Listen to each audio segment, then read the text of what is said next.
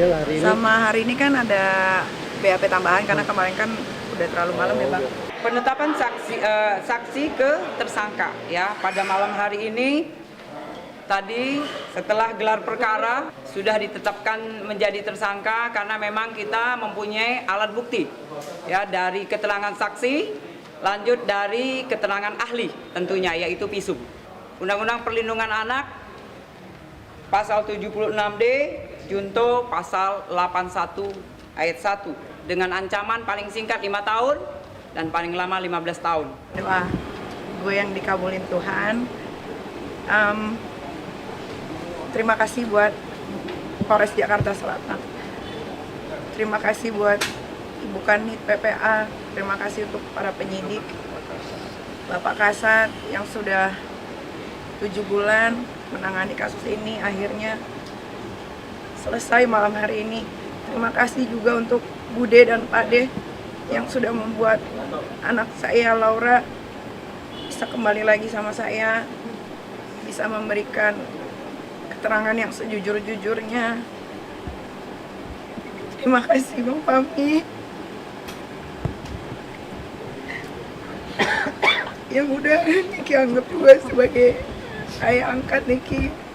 Saya yatim piatu, saya udah nggak punya siapa-siapa. Jadi Bang Fahmi, Bude, Pade adalah orang-orang yang selalu saya repotkan belakangan ini. Hari ini bisa kalian saksikan sendiri perjuangan saya untuk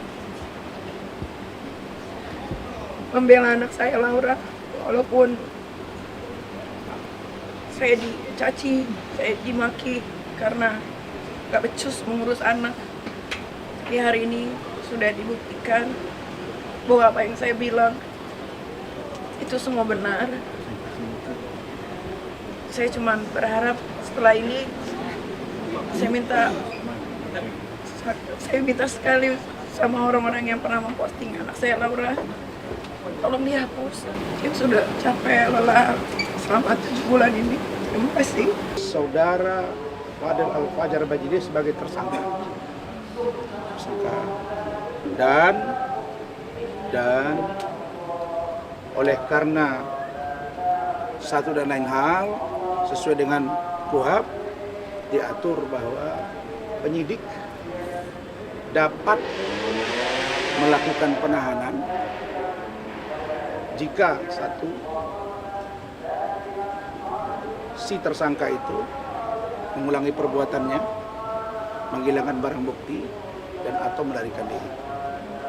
Nah, terlepas dari ini kasus anak di bawah umur, maka tadi Pak Jirik memberitahu ke saya bahwa saudara Fadel dilakukan penahanan untuk 20 hari ke depan. Karena ada informasi yang kelihatannya berubah dari saudara Laura Meizani Mawardi alias Loli dari keterangan-keterangan sebelumnya. Tentu keterangan-keterangan ini akan dikaji dan didalami. Nah, karena itulah maka kami akan tetap melakukan upaya hukum.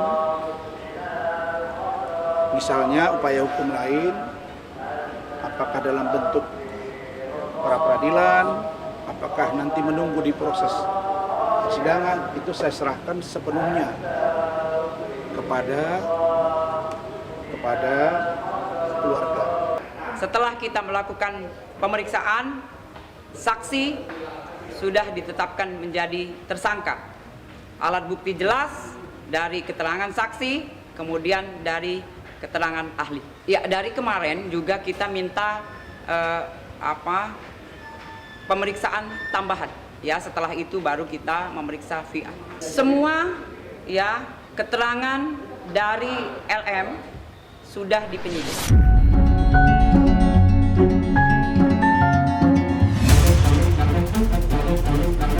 Seharusnya tidak ada yang tertutup yang mulia.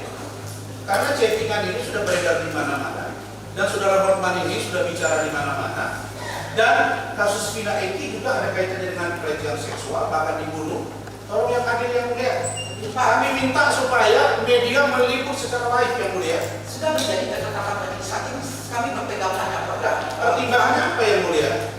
Coba baca 1 Bukan, maksud kami Sebentar. karena di bawah umur yang mulia. Baca, selain anak umuran, kami sudah baca dan sudah menjadi ketetapan. Apa yang sudah kami ucapkan tidak akan kami tarik lagi. Silakan ajukan keberatan dalam nota pembelaan saudara atau saudara keberatan, silakan sampaikan. Bahwa saudara Hotman ini sudah menyebar beberapa informasi bertahun-tahun yang mulia. Jadi masyarakat ingin membuktikan. Sebentar, itu persoalan di luar persidangan. Begitu di persidangan kami menganggap ini menyangkut Oh yang mulia, ini yang mulia. Kami memohon sekali lagi, ini permohonan kami yang memang harus didengarkan. Kami tidak akan berdebat. Kami sudah nyatakan tertutup. Itu sudah hasil musyawarah. Silakan. Tolong kebiasaannya mulia. Saya tidak pernah selama ini protes yang mulia. Sebentar. Kalau begitu tidak usah diadili, penjarakan saja saya yang mulia. Duduk. Saya minta yang mulia dalam hadir. Perintah majelis duduk. Saya pengacara yang mulia di sini. Silakan. Yang mulia saya pengacara di sini yang mulia. Silakan. Saya bukan orang yang tidak menjalankan tugas. Silakan. Yang mulia, Kita tidak boleh otoriter yang mulia. mulia. Kita harus persidangan yang mulia. Kalau yang mulia masuk, Kasus ini sudah final yang mulia. tidak usah disidangkan. Semuanya harus mendengarkan seluruh dunia. Kami tidak usah disidang yang mulia.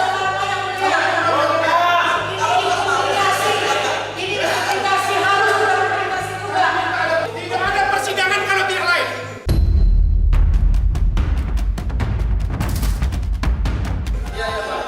Saya tidak mau tidak. Saya tidak mau tidak. Ini kan orang tidak mau tidak. Ini coba nama baik. Tidak ada tertutup. Pelecehan, pembunuhan aja semua terbuka kok live kak. Jessica live, semuanya live. Egi live. Egi live.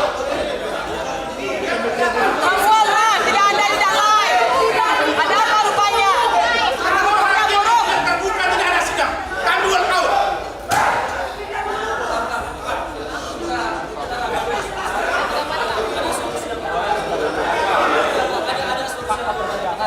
Live, pokoknya live. Selama ini saya Makanya live. jangan. Hukum Indonesia sudah bobrok. Kalau tidak bisa hakim ganti dan live. Selama ini saya diam, mentang-mentang ketua hakim macam saya takut. Takut apa saya sama dia? Ini pencemaran nama baik. Ini pencemaran nama baik, bukan korupsi, bukan Bukan narkoba. ini sudah prediksi kami. Betul. Jadi selama ini saya manut, saya ini pengacara berdiri di sini. Ini bukan pencabulan. Ini orang dewasa. Undang-undang ITE. Tidak ada urusannya. Jangan Jessica. mentang-mentang saya selama ini manut. Oh, nggak takut saya sama majelis. Sekarang kami minta ada 3 poin. Di antaranya ganti. Kami tidak mau lagi dia.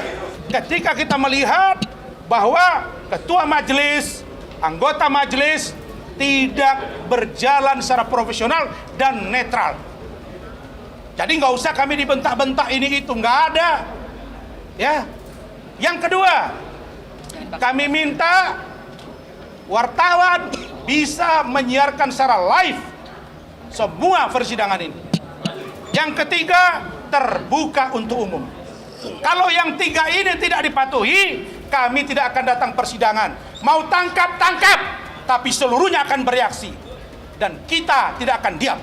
Jadi hakim ini berwenang menentukan jalannya sidang.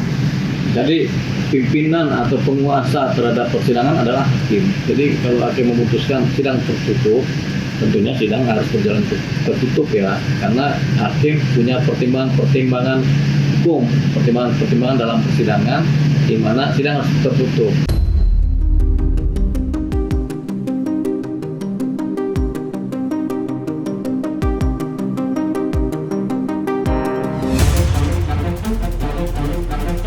Memutuskan pada kemarin ya tanggal 8 dan sekarang setelah diputuskan DPP disampaikan kepada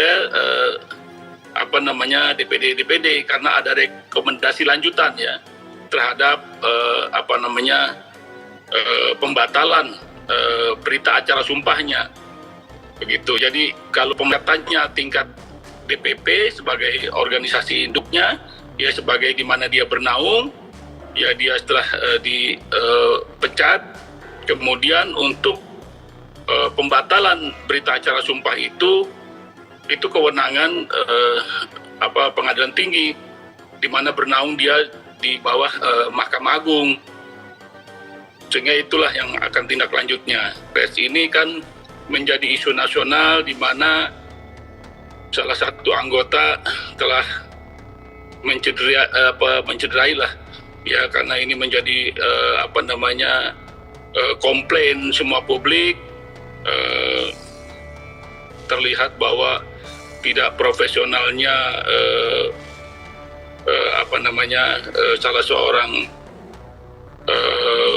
advokat ya dalam menjalankan profesinya, sehingga ini menjadi kewenangan DPP untuk mengambil sikap. Jadi saya sebagai ketua DPD di Provinsi Banten bukan pengambil keputusan dalam hal pemecatan yang dilakukan, tapi saya hanya salah satu bagian, karena dari 37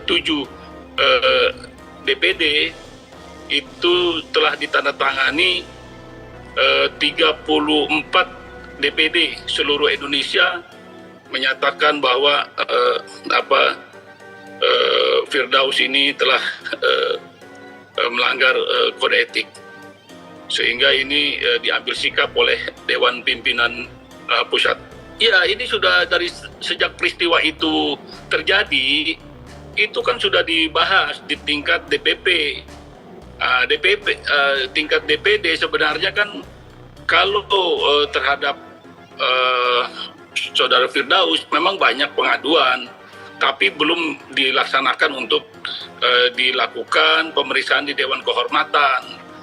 Tapi terhadap persoalan ini yang menjadi isu nasional, ya ini menjadi hak prerogatifnya DPP, sehingga DPD tidak memiliki kewenangan lagi untuk mempertahankan anggota yang memang dinyatakan oleh DPP melanggar etik. Jadi Dewan Pimpinan Pusat memutuskan untuk melakukan pemecatan secara tidak hormat kepada Saudara Firdaus. Si Firdaus sendiri udah mengetahui atau apa nanti ada resminya gitu, Bang?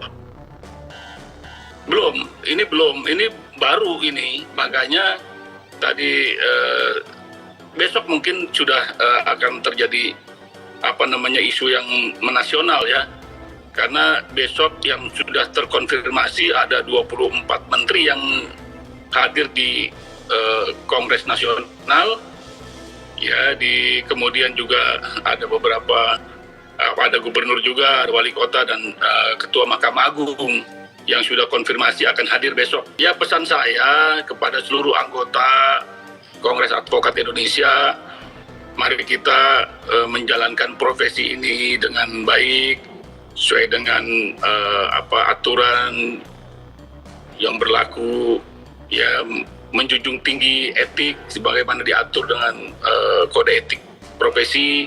Ya, ini profesi terhormat, supaya kita menjaga marwah dari profesi ini, di mana kita menjalankan profesi yang mulia ini,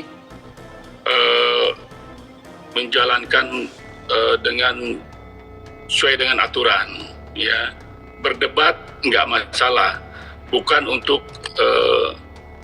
dibuat konten atau juga